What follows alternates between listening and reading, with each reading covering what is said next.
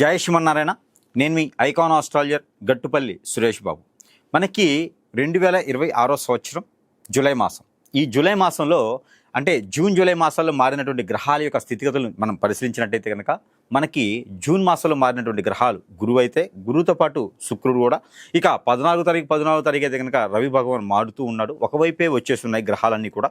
ఇక మనం చూసినట్టయితే కనుక జూలై మాసంలో రాహుకేతులు మారడం, అలానే ఈ యొక్క రాహుకేతులతో పాటు శుక్రుడు కూడా కేతుతో పాటు సింహరాశిలో ఉండటం, అలానే మిథున రాశిలో ఉన్నటువంటి గురువు కూడా మారి ఉన్నాడు. కాబట్టి ఇలానే రాశి ప్రకారంగా కాకుండా నక్షత్ర ప్రకారంగా శని భగవాన్ మారటం, అలానే ఈ యొక్క మకర రాశిలోకి సంచరించడం రాహువు, ఇవన్నీ కూడా గ్రహాల యొక్క స్థితిగతులు మనం గ్రహించుకోవాలి. అలానే కుజుడు మేషరాశిలో ఉన్నటువంటి కుజుడు వృషభ రాశిలోకి రావటం, ఇలాంటి గ్రహస్థితి కూడా మనం గ్రహించుకున్నట్టే కదా.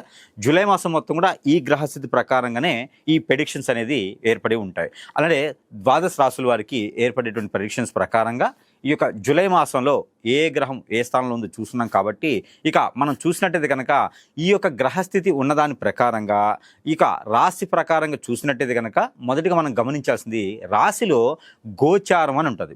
ఈ గోచారం అనేది ఎక్కడ ఏర్పడుతుంది అంటే మనం పుట్టిన తర్వాత ఆ గోచారం చంద్రుడిని చూసి ఏర్పడుతుంది. ఆ చంద్రుడి దగ్గర ఉండేటువంటి గ్రహాల రుచిల, ఆ గ్రహాల యొక్క స్థితిగతులు, అలానే ఏ రాశిలో పుట్టినప్పటికీ ఏ నక్షత్రంలో పుట్టినటువంటి అధిపతి అయినా ఏ పాదంలో పుట్టారు, వారికి ఉండే దోషాలు ఏంటి, ఇవి 31 రోజు లోపున తీసుకున్నారా లేదా, లేకపోతే కనుక అవి బాలారిష్ట రోగాల 16 సంవత్సరాలకు వచ్చినాయా, లేదా ఇంకేదన్నా ఎక్కువ బాధిస్తూ ఆ యొక్క శని భగవాన్ అశుభ దృష్టి కావచ్చు, రాహుకేతులు కావచ్చు, కళ్ళత దోషం కావచ్చు, పిత్తదోషాలు కావచ్చు, ఇంకెన్నో రకాల దోషాలు వచ్చేటువంటివి ఉంటాయి అన్నమాట. దాని ద్వారా కొన్ని పనులు అనేది ఆగిపోతూ ఉంటాయి.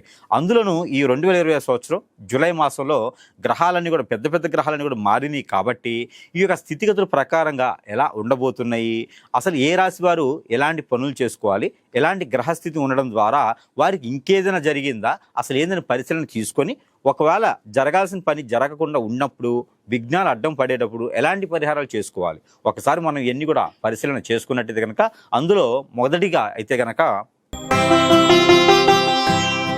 ద్వాదశ రాశిలో వృశ్చిక రాశి వారికి ఈ జూలై మాసం 2026 సంవత్సరం గ్రహాల యొక్క స్థితిగతులు అన్నీ కూడా గమనించిన తర్వాత ఈ వృశ్చిక రాశి వారికి గత 3.5 సంవత్సరాలుగా మనం గమనిస్తున్నాం, ఆలోచిస్తున్నాం, అప్పులు పాలై ఉన్నారు, బాధపడుతున్నారు, భంగపడుతున్నారు, ఏ పని చేసినా ముందుకెళ్ళట్లా, అసలు ఏమవుతుందో కూడా అర్థం కానటువంటి పరిస్థితి ఉంది. అలాంటి పరిస్థితి నుంచి వైదొలిగేదానికి గ్రహాలన్నీ కూడా మీకు వెళ్ళి మారినాయి అని అనుకోవచ్చు. ఏ పని అనుకుని ముందుకెళ్ళకపోవడం, అప్పులు పాలైపోవడం, అప్పుడప్పుడు అనిపిస్తుంది మీకేం జరిగిందా, అయిన వాళ్ళ దూరం అవడం కానివ్వండి, పిల్లలు పట్టించుకోవడం, పెద్దలు పట్టించుకోవడం, భార్య భర్తలు పట్టించుకోకపోవడం, అసలు పేరు ప్రఖ్యాత పొంచి ఉన్నటువంటి వారు అందరూ అన్నీ పోవడం, రోడ్డు వెంబడిపోవడం లాంటివి జరుగుతూ ఉన్నాయి గత 3.5 సంవత్సరాలుగా. ఈ పరిస్థితి నుంచి బయటపడడానికి చిన్న వనరులుగా అయితే మళ్ళీ మనకు అవకాశం వస్తుందని చెప్పుకోవచ్చు. జూలై మాసంలో వృశ్చిక రాశి వాళ్ళ గ్రహాలని కూడా స్థితిగతులు మారిపోయినాయి కదా. ఈ గ్రహాలు మారిన తరుణంలో వృశ్చిక రాశి వాళ్ళకి మంచి అదృష్టం ఉంటుందండి. కాబట్టి వీళ్ళు మూర్ఖత్తులు, మండుగతులు, అలానే చెప్పిన మాట వినరాని అందరూ అనుకుంటారు. కానీ మంచి వ్యక్తులు వీళ్ళు ఏంటంటే అనుకున్న పని చేస్తారు, అనుకున్న మాట ఇస్తే మాట మీద నిలబెడతారు. అన్న అప్పులు పాలైనా, ఆరోగ్యం క్షీణించిపోయినా కూడా మాట ఇచ్చారంటే మాత్రం ఆ మాట మీద నిలబడే ప్రయత్నం చేస్తారు. ఎంతమంది ఉన్నారు అలాగా? ఎవ్వరు ఉంటారండి. ఈ రాశి వారికి మాత్రమే సాధ్యం.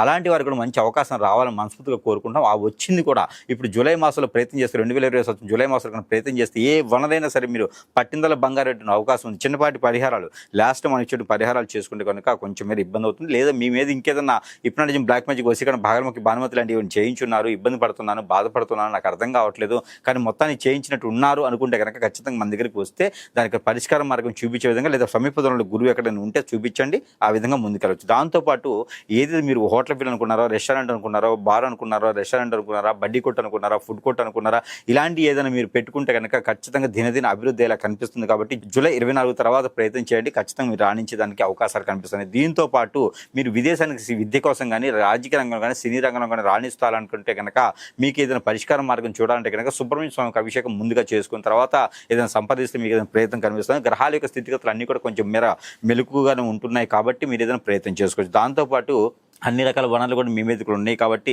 మీకు నరఘోష, శత్రుభయం, శత్రుపీడ, ఆర్థిక సమస్య, ఆరోగ్య సమస్యలు అన్ని రకాలు కూడా మీకు కనిపిస్తుంది. కలత దోషం కూడా మీకు కనిపిస్తుంది. కూడా దానికి ప్రికాషన్స్ అయితే తీసుకోవాలి. ఇక పిల్లలకు సంబంధించినటువంటి పెళ్లిళ్ళు కావచ్చు, ఎడ్యుకేషన్ కావచ్చు, మీరు దగ్గరగా స్వయంగా ఉండి చేసుకునే పని అయితే కనుక ఖచ్చితంగా మీకు మంచి జరిగేదానికి ఎక్కువ ఆలోచన ఉంటుంది. ఇక అప్పులు బాధ అంటారా, ఖచ్చితంగా తీరిపోతుంది. పెళ్లి కాని వారికి పెళ్లి అయ్యేటువంటి యోచన కనిపిస్తుంది. పెళ్లి మాత్రం ఇప్పుడు చేసుకునేదానికి లేదు. ఆగస్టు తర్వాత అంటే సెప్టెంబర్, అక్టోబర్, నవంబర్, డిసెంబర్లో ఈ 4 మాసాలు పెళ్లి చేసుకునే దానికి పెట్టుకోండి ఆలోచన.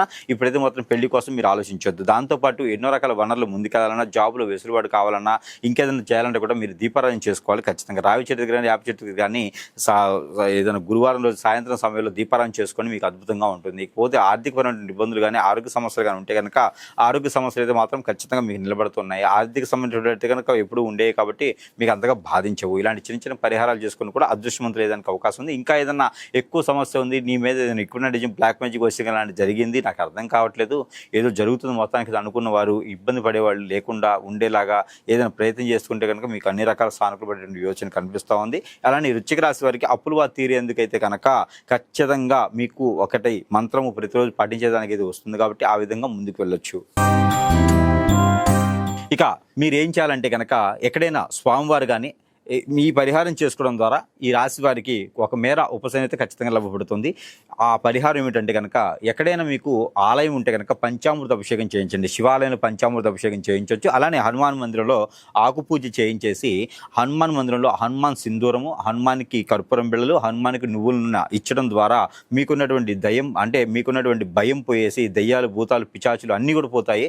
మీ మీద ఎవరైనా భయపెడుతున్నా, శత్రువులు దండెత్తినా కూడా ఇలాంటివి కూడా మీకు తొలగిపోయేదానికి అవకాశం ఉంటుంది. కాబట్టి దాంతోపాటు ఎవరైనా సరే రాజకీయాలు ఎదగాలనుకున్నా, సినీ ఫీల్డ్లో ఎదగాలనుకున్నా, అది ఇంకేదో పారిశ్రామిక ఎదగాలనుకున్నా, ఇండస్ట్రీలు స్థాపించాలనుకున్నా, రియల్ ఎస్టేట్ చేసే వాళ్ళందరూ కూడా ఈ పరిహారం హనుమాన్ మందిరంలో చేసుకోవచ్చు. 11 ప్రదక్షిణాలు చేసుకోవచ్చు. హనుమాన్ మందిరంలో 11 ప్రదక్షిణాలు చేసుకుంటే కాకుండా నవగ్రహాల మండపంలో నవధాన్యాలతో పాటు నల్ల నువ్వులు, నల్ల మినుములు, అలానే కర్పూరం బిళ్ళలు, బియ్యము, మనకి ఉలవలు, జొన్నలు, రాగులు, సజ్జలు, అలానే పచ్చపెసలు ఇవన్నీ కూడా కలగలుపుకొని అక్కడ మీకు నవగ్రహాల మీద అభిషేకం చేసుకున్నట్టయితే కనుక మీకు అన్ని రకాల దోషాలు తొలగిపోయేలా ఉంటుంది. శివాలయంలో పంచామృత అభిషేకంలో ఖచ్చితంగా మీరు దానిమ్మ పండు రసం కానీ, చెరకు రసం కానీ కూడా కలిపి మీరు అభిషేకం చేసినట్టయితే కనుక ఆరోగ్య సమస్యలు, ఆర్థిక సమస్యలు అన్నీ కూడా నెరవేరేలా ఉంటాయి. దూరమైనటువంటి వ్యక్తులు అందరూ కూడా దగ్గర అయ్యేదానికి అవకాశం ఉంటుంది. మంచి వ్యక్తులు దగ్గర అవుతారు, చెడ్డ వ్యక్తులు దూరం అవుతూ ఉంటారు. కాబట్టి ఇలాంటి పరిహారాలు చేసుకుని అదృష్టవంతులు ఖచ్చితంగా అవ్వచ్చు.